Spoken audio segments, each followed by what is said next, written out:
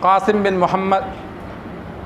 رحمہ اللہ روایت کرتے ہیں کہ امی عائشہ رضی اللہ تعالی عنہ کے پاس آپ صلی اللہ علیہ وسلم موجود تھے،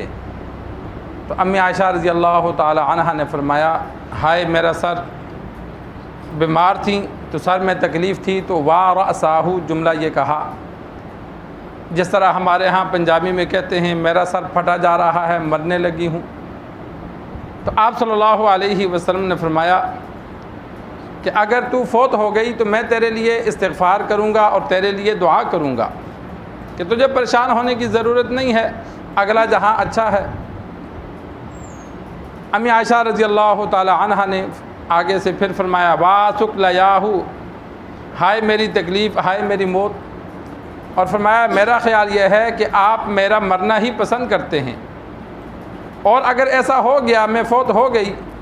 تو شام کو آپ دوسری بیوی کے پاس ہوں گے کہ آپ کو تو میرے مرنے کی پرواہ نہیں ہے، شام کو دوسری بیوی کے ساتھ رہیں گے، میاں بیوی تھے آپس میں جیسا مذاق ہوتا ہے۔ تو اسی وقت آپ صلی اللہ علیہ وسلم کی مرض الوفات شروع ہوئی، یعنی ابھی یہ جملہ سنا تو آپ صلی اللہ علیہ وسلم نے فرمایا، بل انا وَرَأْسَهُ، بلکہ میں کہتا ہوں ہائے میرا سر، کہ میرا سر پھٹا جا رہا ہے۔ اور پھر آپ صلی اللہ علیہ وسلم نے فرمایا، میں چاہتا ہوں کہ کسی کو بھیجوں، ابو بکر اور اس کے بیٹے عبد الرحمن کو بلاؤں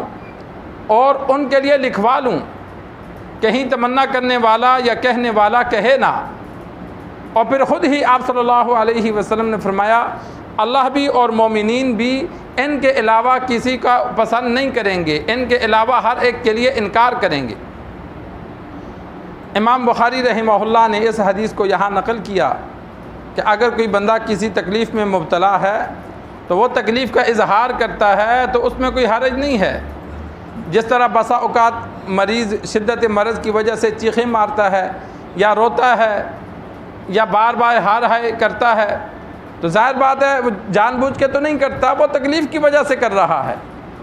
یا اسی طرح کسی کو کہہ دینا کہ بھائی مجھے بیماری ہے، مجھے سر میں بڑا درد ہے، تو یہ جائز ہے، یہ منع نہیں ہے۔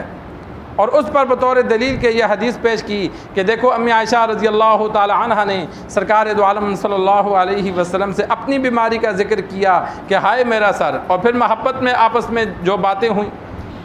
اور اسی وقت مرض الوفات آپ صلی اللہ علیہ وسلم کی شروع ہوئی کہ اسی لمحے میں آپ صلی اللہ علیہ وسلم کے جسم پر بخار چڑھا، سر میں شدید درد شروع ہوا، 14 دن بعد پھر آپ صلی اللہ علیہ وسلم دنیا سے تشریف لے گئے۔ تو بخاری کی جو بیماری کی جو ابتدا ہے وہ اس موقع سے شروع ہوئی۔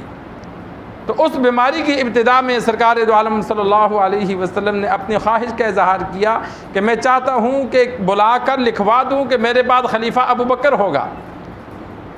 تاکہ کوئی خلافت کی تمنا کرنے والا تمنا نہ کرے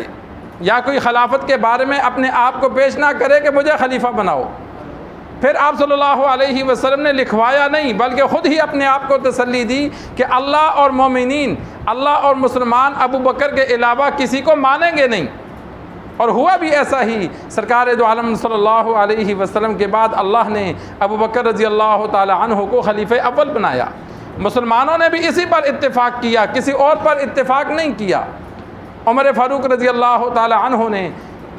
ابو بکر رضی اللہ تعالی عنہ کو فرمایا ہاتھ بڑھاؤ، اور خود اس پر بیعت کی اور دیگر مسلمانوں نے بیعت کی اور مسلمانوں کے خلیفہ اول بنے۔